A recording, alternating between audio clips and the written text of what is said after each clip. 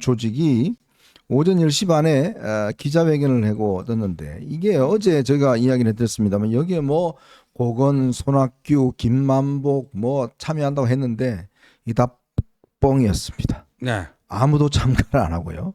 특히 이 단체가 보니까 이게 무슨 단체인지 굉장히 애매한 그런 단체였습니다. 오늘 박성섭이라는 분인데 저는 이분이 뭐 하시는 분인지 잘 모르겠어요. 오늘 프레스센터에서 열려서 뭐 출마 요청서 이야기를 하고 또 무슨 청년 대변인인가요? 뭐 이 사람이 나와서 뭐 이야기를 했는데 근데 이 기자들이 그래서 이 어제 이 데일리안의 보도를 보고서 확인을 했더니 손학규, 뭐 고건 뭐 이런 분들 전부 다 이거 안 한다는 거예요.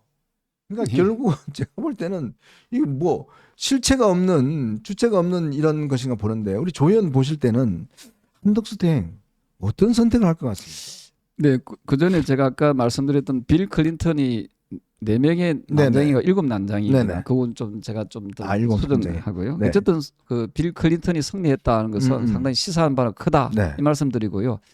한덕수 대행의 어떤 그런 품성을 봤을 때는 본인이 정치 경험이 전혀 없으신 분이고 그렇죠. 사실 대통령이라는 그런 자리는 결단을 해야 되는 그런 확중한 자리지 않습니까? 네. 그래서 평생 공무원만 했던 분의 입장에서는 상당히 좀 힘든 그런 직업군의 하나이거든요.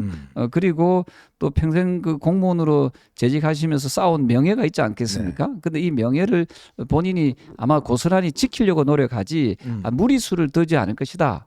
이래 보고 있습니다. 더더군다나 한동훈 후보가 우리 당의 후보가 되는 순간 한덕수의 그 카드는 찻잔 속의 태풍으로 저는 잦아들 수밖에 없다 이래 보고 있습니다. 네. 그리고요, 지금 세계일보에 아까 전에 우리 시작하기 전에 단독 기사가 하나 떴어요. 감독님 그거 좀 올려주세요. 네. 네, 고건 전 총리 측에서 한대희 추대희 합류설을 일축을 했다. 네. 내가 현실 정치 떠난 지 얼마나 됐는데 거기에 왜 끼겠냐. 네. 근데 사실 그 고건 한덕수 두 분이 인연이 있는 게 네. 고건 총리 시절에 한덕수 대행이 그 밑에서 국무조정실장을 했어요. 네. 그러니까 고건의 부하였어요. 고건 총리 시절에 한 대행이 2004년이었습니다. 국무조정실장, 저희 장관급이에요. 네. 그러니까 총리 보좌하는 그러니까 총리실의 그러니까 대빵이죠. 그러니까 대통령실의 비서실장 같은 역할 아니에요. 네. 그 총리실의 국무조정실장이. 그런데 현실 정치 떠난 지 오래됐다. 제가 오늘 그 좀 취재를 해보니까요. 오세훈 시장이 불출마 선언을 하기 전에 한덕수 대행을 만났지 않습니까? 네네. 그러니까 이제 오세훈 시장이 뭐 지지율도 떨어지고 한대행에 대한 이제 출마 요구가 높으니까 그래 직접 한대행을 만나서 확인을 해보려고 그랬던 것 같아요. 그래서 한대행을 만나서 대행님 출마하십니까? 그랬더니 한대행이 저 절대 출마 안 합니다. 저 정치 생각 없습니다. 그러니까 오세훈 시장께서 알아서 열심히 한번 뛰어보세요. 라고 이야기했다는 거예요. 그래서 오세훈 시장이 그래도 못 믿어서 아니 제가 한대행께서 나오신다 그러면 제가 모든 거 다 양보하겠습니다. 제가 사무실도 다 드리고 다 하겠습니다. 라고 이제 조금 미끼를 좀 던졌대요. 네. 그래도 안 나온다고 그렇게 이야기를 했다는 거예요. 이제 그렇게 이야기가 했는데 그러니까 지금 이제 뭐 들리는 이야기로는 뭐 이 나온 다음 주 정도에 이제 아마 최상목 대행이 이 미국 갔다 오면 네. 뭐 할 가능성이 있다 뭐 등등 여러 가지가 이야기 있는데 우리 저 보시면 알겠지만 예전에 우리가 반기문 유엔 사무총 3주 만에 딱 드랍했지 않습니까? 네. 그리고 또 뭐 그 전에 고건 전 총리 지금 보시는 바와 같이 이분도 그냥 사무실 냈다가 얼마 만에 드랍해 버렸잖아요. 그러니까 공무원들의 특성이 아까 말씀하셨지만 전문적인 영역은 있지만 대통령이라는 자리는 그 수많은 정치적 공격 그걸 견뎌내야 되고 견뎌낼 수 있는 정말 이 맷집이 정치 근육이 있어야 되고 어떤 순간순간에 이걸 결정할 수 있는 게 있어야 되고 또 세 번째로는 기본적으로 사람이 있어야 되는 거 아닙니까? 주변에. 아니 출마한다고 그러는데 아무도 없으면 그거 누가 합니까? 그러니까 안철수 후보가 안 되는 이유가 아무도 없어요. 혼자 다녀요. 그러니까 결국은 사람들이 못 믿어하는 거거든요. 저는 한대행이 그러니까 저는 그런 선택을 할 것 같지가 않은데 자꾸 이렇게 군부를 떼는 사람들이 있긴 있는 것 같아요. 네. 사실은 그 한대행이 지금 내란죄 수사 대상에 있는 분 아닙니까? 네. 그 공수처장이 또 그렇게 발표를 했고요. 그래서 정인이 될 수도 있고 또 피해자가 될 수 있는 그런 어떤 어찌 보면 위태로운 그런 상태에 있기 때문에 아마도 저는 어렵지 않을까 하는 생각을 하고요. 그리고 네. 또 내란 수계로 지금 수사받고 있는 윤석열 파면된 전 대통령의 어떤 임명한 총리지 않습니까? 네. 그래서 이거는 어떤 도덕적으로 보나 어떻게 보나 이거는 상당히 좀 이 도저히 이해할 수 없는 그런 상황으로 이어질 수 있기 때문에 네. 모르겠습니다. 저는 이제 한동훈 후보가 되지 않으면은 후보가 되지 않으면은 여러 가지의 어떤 변수들에 변수가 의해서 있겠죠. 나올 수는 있지만 네. 한동훈 후보가 되면은 저는 이러한 그 부분은 상당히 좀 소멸되지 않을까 이렇게 저는 조심스럽게 전망하고요. 그래서 저는 그리고 또 보수가 다시 살아나고 재건하고 정권을 재창출하기 위해서는 결국은 비상계엄에 대해서 내란에 대한 이 의혹에 대해서 오명에 대해서 자유로울 수 있는 그리고 사법 리스크가 없는 한동훈 후보밖에 없지 않을까 하는 것을 계속 강조하는 겁니다. 참 저는 상당히 좀 이해가 네. 안 되는 게 그러면 한덕수 대행이 그러면 공직을 그만두고 네. 국민의힘에 입당한다는 건가요? 아니면 무소속으로 나가서 한다. 근데 무소속 나가면 사람이 있어야 될 거 아닙니까? 그렇죠. 뭐 그다음에 돈도 있어야 될 거고. 예.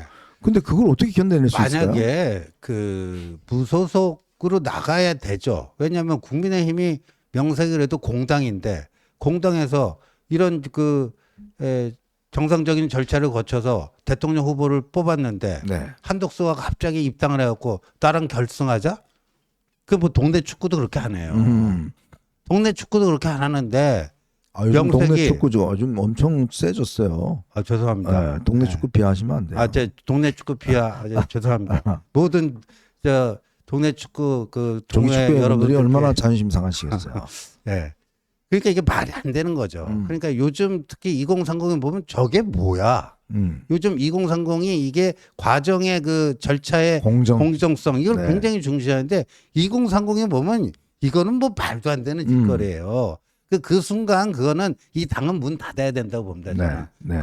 그렇다면 유일한 방법은 한덕수가 무소속으로 입후보해서 국민의힘의 최종 후보와 단일화를 한다 이거잖아요. 근데 과거에 이제 그 반기문 유엔 사무총장이 선택했던 길이 무소속의 길 아닙니까? 네. 무소속의 그걸로 나와서 무슨 바른정당 심지어 뭐 안철수의 국민의당까지도 다 하려고 그랬죠. 자기가 이렇게 해서 자기 중심으로 다시 이게 리모델링을 하겠다, 네네. 재편을 하겠다, 뭐 그런 구상이었잖아요. 근데 반기문 총장도 대선 행보한 지 3주 만에 주저앉은 이유 중에 하나가 대선 자금이었어요. 네.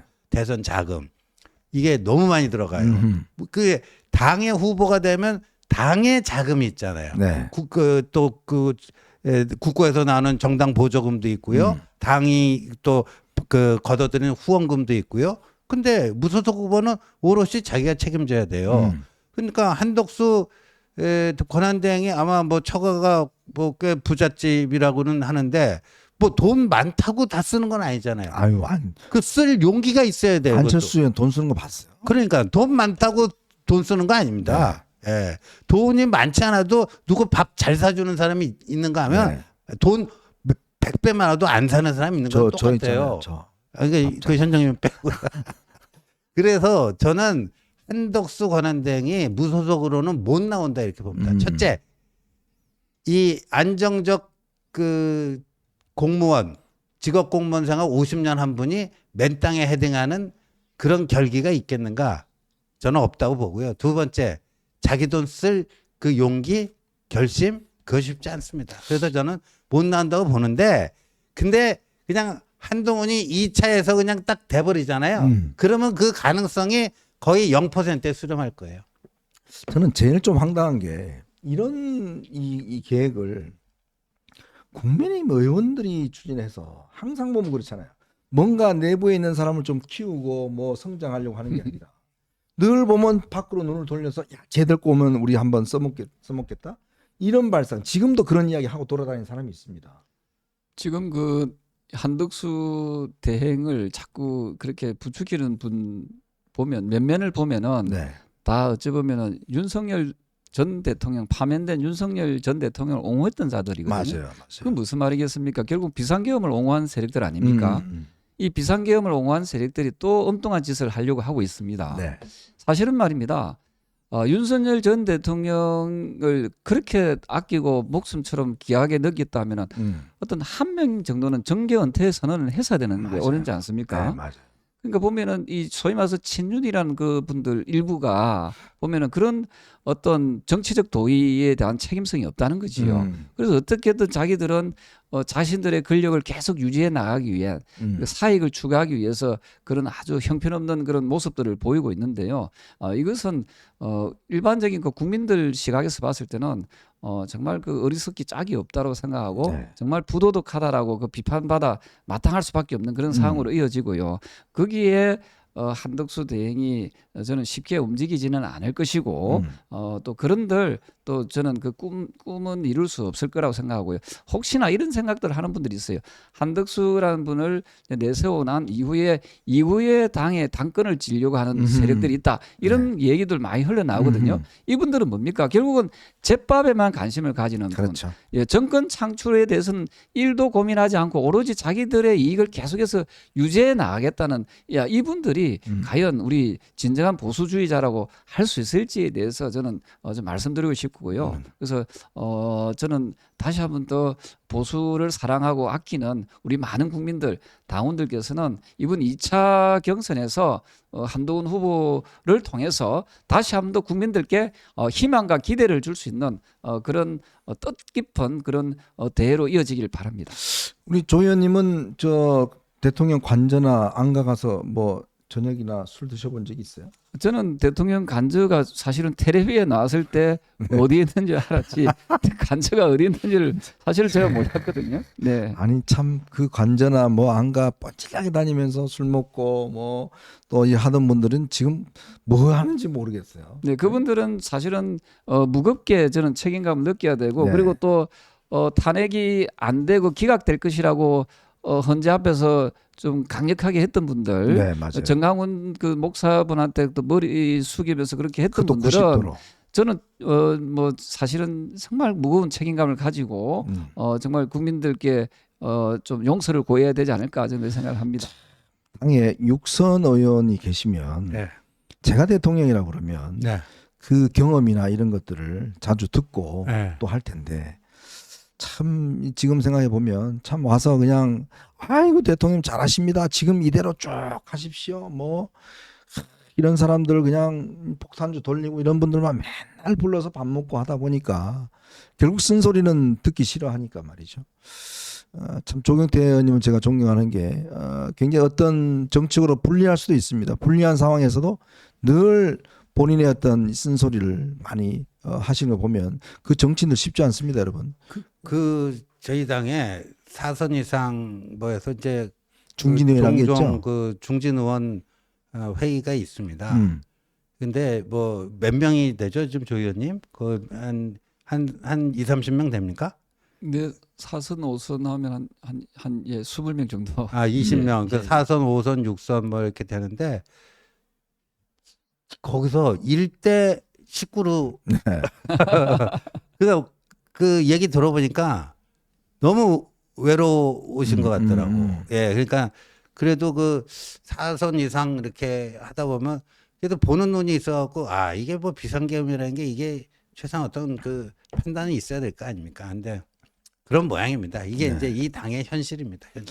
참 이게 당도 많이 변화가 돼야 될 것 같습니다. 이렇게 돼야 참 이게 지금 한덕수 대행의 어떤 추대론의 그 이면에 있는 그 상황들 이게요 결국은 제가 거듭 말씀드리지만 다 망하는 길입니다. 결국은 당내 인사들 키우지 못하고 또 다시 바깥에 이런 손을 벌리는 행위 이거 실패할 수밖에 없다는 거 전 다시 한번 말씀을 드리겠습니다. 이제 우리 독자분께서 조경태 의원님에게 미움받을 용기가 있으신 분이다. 아주 정확한 표현. 네, 맞습니다. 국회의원은 그래야 됩니다, 사실. 네. 네. 자, 저희는 이제 마지막 이슈로 한번 넘어가 보겠습니다. 이런 보시면서 구독과 좋아요 알림 꼭 부탁드리도록 하겠습니다. 자, 이재명 후보 이분은